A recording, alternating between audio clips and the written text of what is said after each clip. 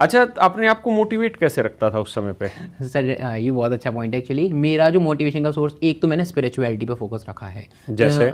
जैसे मैंने प्रेमानंद महाराज जी को बहुत ज़्यादा फॉलो किया अच्छा। है ना। उसके अलावा मेरा जो रहता था, जैसे मेरे को थोड़ा भी डिमोटिवेटेड फील होता है, मैं रनिंग कर लेता था। रनिंग करने के बाद मेरे को इंस्टेंट से रीगेन हो जाता था एनर्जी। फिर उससे जितनी प्रॉब्लम्स वगैरह वो सब साइड करके अपनी स्टडी फोकस हो जाता था। बट कोई ना कोई फेस इंसान के, एक एस्पिरेंट की लाइफ में से कई फेसेस आते हैं जब वो सैड होते हैं, ग्लूमी, रुकता भी है। डिस्पोनेंसी, लो स्पिरिट, डिप्रेशन, एंजाइटी, इतना सब एक संग आ जाता है। आ जाता उस टाइम पर तो मेरे को भी मतलब बहुत ज़्यादा हार्ड होता था कि स्टडी कर पाना।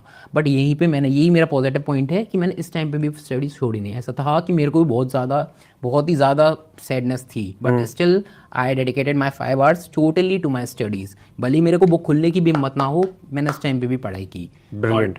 जैसे मैंने बताया कि कई बार ऐसे ही टाइम पर हमें ज़रूरत पड़ती है कि हम एक्सटर्नल मोटिवेशन ढूंढें। मुझे नहीं लगता मोटिवेशन गलत है। बहुत लोग कहते हैं कि डिसिप्लिन ऐसा करता है, मोटिवेशन ऐसा करता है, बट डिसिप्लिन में रहने के लिए भी मोटिवेशन चाहिए। तो वो चीज़ मैंने देखी थी शॉर्ट्स के थ्रू, जो मैंने आपके ही चैनल से देखी थी एक्चुअली। मैं सच बताऊँ तो उसके लिए मैं आपको बहुत शुक्रिया करूँगा।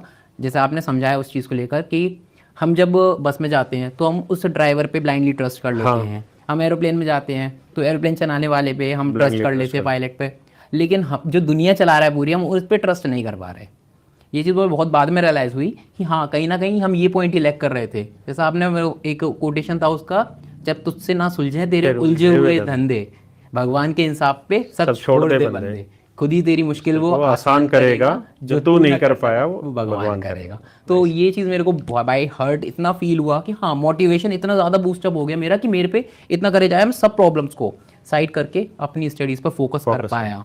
और ऐसा ही नहीं, ऐसे ही आपने एक और, मुझे याद आ रहा है भी वो वाला, एक और आपने ऐसे कोई बोला था गॉड से लेकर ही, उसका मेरे को अभी रिमाइंड नहीं कर पा रहा मैं, बट बहुत प्यारा था वो भी।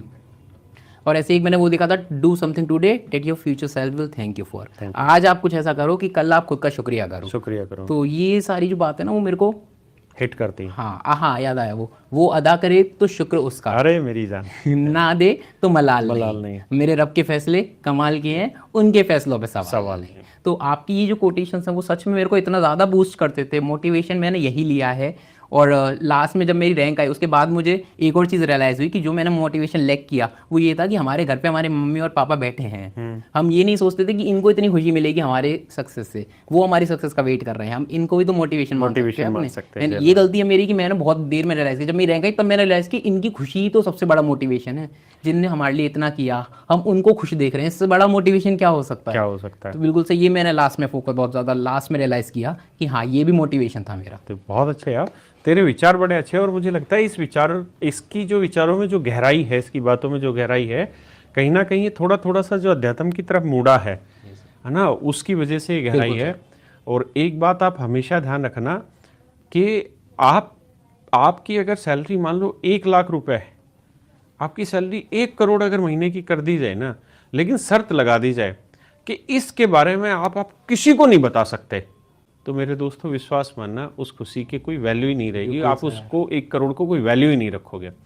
आपका 5 रुपया भी आप ज़्यादा कमाते हैं ना, और आप अपने जाके अपने माँ बाप को बताते हैं, उसमें खुशी है ना। अकाउंट में पड़े रहे उसकी वैल्यू नहीं। आप अपने माँ बाप को जो प्राउड फील कराते हैं कि मेरी तनख्वाह 1 लाख हो गई, मैं सरकारी नौकरी लग गया, मैं AR रैंक 5 आया, है ना। पूरे भारत में ऑल इंडिया रैंक 5 आना अपने आप में बहुत बड़ा मतलब जिगरा चाहिए बच्चे को तैयारी करने के लिए, और साथ के साथ बहुत लंबा डेडिकेशन चाहिए, क्योंकि कोई 1 महीने की या 1 दिन की जर्नी नहीं है, 6 महीने की जर्नी नहीं है, 2 साल की जर्नी है। और जैसा इसने कहा कि बहुत बार ऐसा हुआ कि मैं स्टक हो गया, फंस गया बीच में जाके, डिप्रेशन भी आया, एंजाइटी भी आया, मूड स्विंग भी हुआ, और भी 70 चीज़ें आई प्रॉब्लम।